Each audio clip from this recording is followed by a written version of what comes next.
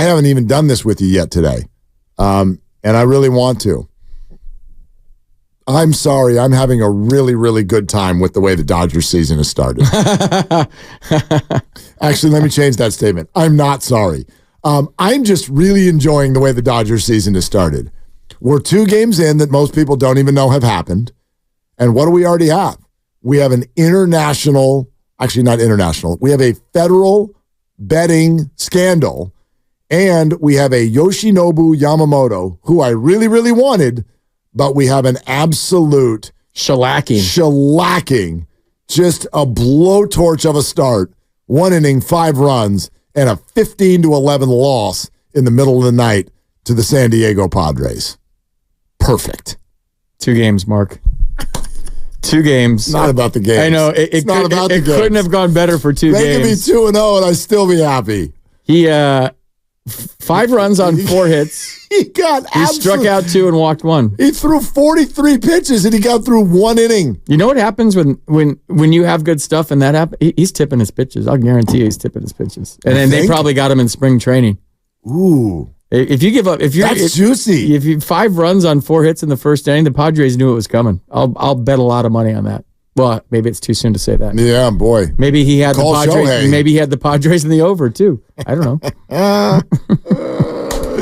Musgrove didn't do much better. He gave up 5 runs on 7 hits and 2 2/3. I know. Who pitched first? It's a bandbox. Who was the home team? The Dodgers were the home team last night. Okay. The Dodgers. So Yamamoto went first, and then Musgrove came out and just coughed that lead right back up. That's pretty funny. But anyway, yeah. $1 billion on Shohei Ohtani and Yoshinobu Yamamoto, and 29 hours later, on a trip to Korea, we got a blowtorch and a betting scandal. I am happy. I'm very happy right now. This is incredible. There's a long way to go. There's only 160 games left. I know it's like Nevada leading by 13 with 5 minutes to go. I know. But you can always go back to remember when the Dodgers were in Korea and all this stuff happened. Well, they never got on track all season long. I mean, I'm not saying that's going to happen, but I do. It could. Look. It could. I have a hard time believing that this is the end of the Shohei Ohtani story. And when I say the end of it, like, I have a hard time believing, like, we're just going to move on in life with, yep, the interpreter stole money, night, back to ball. I don't. That can't be the way this goes. Do you think that's the way this is going to go? Yeah. You do? Yeah. Why? This is done. The story's over. They're going to surround his locker till he talks. Yeah, and he's going to say what you're supposed to say, that it's an unfortunate situation with the different interpreters. I was going to say, the first thing he's got to do is get I don't know who this guy is standing next to me, but he's going to tell you what happened. Yep. Did you see the Dodgers shortstop did last night in the leadoff spot? 4 for 5 with 6 RBIs. Who is the Dodgers shortstop? Mookie, what's his last name? Betts. Exactly. Let's go to Sam in New York. Hi, Sam. Thank you for calling. You're on with Willard and F.P. Hey, what's going on, F.P.? How you doing, man? Doing well. Hey, I used to call into your night show all the time, man. Not sure if you remember me going to law school out in New York. Oh, yeah. What's going on, Sam? How are you? Yeah, I'm doing well, man. Doing well. I wanted to, I didn't know that you'd switch stations, so I want to call in and see what you thought about the Giants offseason, man. I didn't know what I was doing without your opinions to get me through. More importantly, dude, because you're one of the more intelligent callers that I've ever been around, you tell me what you think about the Giants offseason. You always nail it, dude. I would listen to you and learn stuff. This law student in New York, sharp. No. I get it. I completely get what you guys are talking about because, Sam, and I'm sure you know this, callers will call radio shows all the time and be like, do you remember when I called you 14 months ago? And yeah, you're like, no, absolutely. No. But listen, Sam, I'm about to compliment you. That show, which FP and I both hosted in our career, you do actually. No. I'm like, yep, I remember you. No. I remember, that's a different vibe, the callers that call, that show and that time of night. This guy's a 1%er, though. This guy went right to the front of the line. So what do you think, Sam? So I loved it. I thought it was a great sense of identity that I hadn't felt from Farhan in a long time, and I think maybe it was just the threat of losing his job. that got him to actually go out and make the move for 3 Scott Boras clients. That said, the only move that was a real head-scratcher for me was the whole Brandon Crawford ordeal. I don't know how much they're saving on the Ahmed contract, but if the impetus was really to get rid of him just to clear the way for a guy that now looks like he's going to need at least like 300 at-bats at AAA before he's ready and might not ever have a glove capable of playing shortstop in the major leagues in Luciano, that one's going to sting for me just because, he's like started more opening days for the Giants than any player in New York and San Francisco history combined. So that one's going to itch me a little wrong the whole way. I think they still need another left hand in the bullpen. I like Rogers, but I don't think that's enough. I mean, when they get Ray back coming off the Tommy John, maybe he'll start in the bullpen to work up. Or then maybe they can move Hicks back, but I'm not seeing, but as far as the lineup, I love it. I think they've totally moved away from, the starters and the openers and the platoons, and we're actually going to have guys in there that, I know who's going to be starting in center field. I know who's going to be starting at third base every game, and that's really awesome as a fan. So, yeah, I'm really excited for it, man. But the best hire was the Bo Mel hire. I don't think they get any of the big-name free agents they got without hiring Bob Melvin, so that was Zaidi's tour de force. So, that was my call, man. I'll call back soon. Thanks, Sam. Good luck. Keep studying hard. Thanks, Sam. Just sleep with the book open on your brain, and the words go right through your skull into your brain. That's what I used to do. He's right about Bomel. Give Farhan credit, but these guys want to play for Bob Melvin. So when push comes to shove, and I'm thinking about another team, and I have a familiar face in the clubhouse.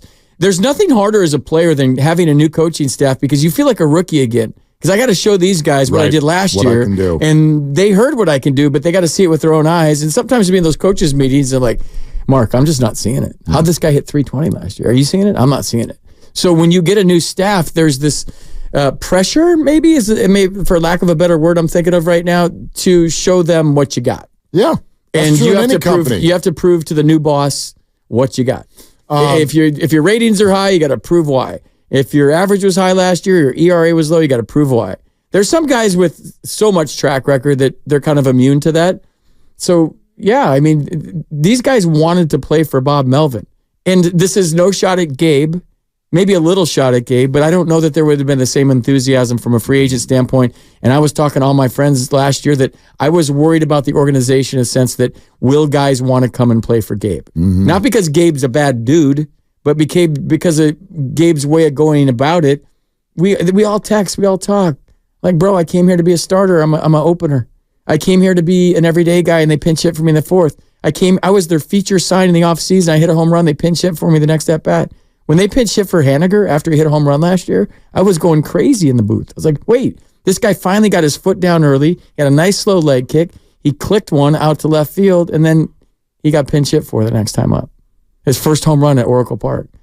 So if you're talking about what guys want to do and what guys don't want to do, that's something that who wants to do that? Name me one player out there. Nobody. Well, I want to go there and just play kind of sort of. See what happens. And play half a game. See which way the wind blows. And get 200 at-bats instead of 500. You're listening to 95.7 The Game. KGMZ FM and HD1 San Francisco. Always live on the free Odyssey app, Twitch, and YouTube, powered by First NorCal Credit Union. Upgrade your savings dividend. Open a First NorCal first-class money market today. I will say this. I want to circle back to his Brandon Crawford point. However, Blake Snell gave Farhan a shout. Right? Yep. When asked why he chose the Giants, take a listen. I think comfortability. I know the staff. I know the players really well. Been in the city a lot. It's close to home. There's a lot. Right now I'm learning the org. I've heard a lot of good things about the org from other players that have played here, that I've played with Tampa, San Diego, or just playing against. So there was a lot of good that I heard. I never really heard anything bad about it. And then that intrigued me. And then with Farhan's interest and how much, I kept hearing his name come up in conversation with Scott. I was like, it just pushed me. Okay, so it wasn't like I love Farhan, but it was like Farhan he really wants me. Everybody wants to feel wanted. And it sounds to me like maybe Farhan was on speed dial with Scott for a while. I mean, I've read some things now that would suggest that the groundwork for Chapman and Snell was laid at the winter meetings. And there were multiple contract possibilities put in front of them. And they wanted to go see, okay, thank you. Let's go see how the market goes. And they waited and waited and waited and waited, and nothing better came up. And so that's why they both circled back to the Giants in the month of March. So, good job. Good job. Good job, Farhan. Everybody Wants You. Was that Billy Squier? I don't know. From Emotions in Motion album? You're out of I'm my... going to the 80s rock. Yeah. I was 7. Sorry. Yeah. Sorry. Yeah. Yeah. Hey, look, they got their guys, and here it is. Here's your guys. Go win now. Now the Crawford thing. Let's talk about that for a second. I'll address it. I'd love to hear you address it. You go first. Well, okay. So here was the premise. Why would you bring in Nick Ahmed? And the whole point in not keeping Brandon Crawford was because his presence was too big, and therefore it puts too much pressure and closes the runway for our young shortstop of the future, Marco Luciano, who now suddenly does not feel like he's even going to make the team. And I think the luster is starting to fall off on even the idea of him being the future shortstop, or hell, a future anything. Like, that's how it feels right now. I don't know what's going to happen, but it feels like the organization is nowhere near as excited as they used to be about Marco Luciano. Fair? No. Okay, let's circle back to that in a second. Okay. But that was the premise that he just brought up, Sam, our caller from New York. Now, Nick Ahmed is way younger than Brandon Crawford. So even though he is a defense-first, non-big bat, he's going to bat ninth type of a player, I would just argue if the only reason y'all wanted to bring Brandon Crawford back is because Brandon Crawford, DJ BC Raw, our guy, don't want to ever see him in another uniform. We love Brandon Crawford. I'm sorry, that's not a good enough reason. I agree. So many of you have called our show all year, and you all want to get rid of Klay Thompson. So you cannot have it both ways. You either are making decisions based on kumbaya emotions, or you're trying to put the best baseball team out there. And the bottom line is if you want a defensive first shortstop, Nick Ahmed in 2024 is better than Brandon Crawford. That's my answer. And you're right. And everybody gets to a point where you can't beat Father Time. And back to the theme of this show today is nobody likes change. Brandon brought us so many great moments, whether it was MVP type year he had in 2021, the Gold Gloves, the 2 championships that he won, that he grew up a Giants fan, the shots of him. I have a picture that his dad sent me in Bob Melvin's arms as a baby. Uh-huh.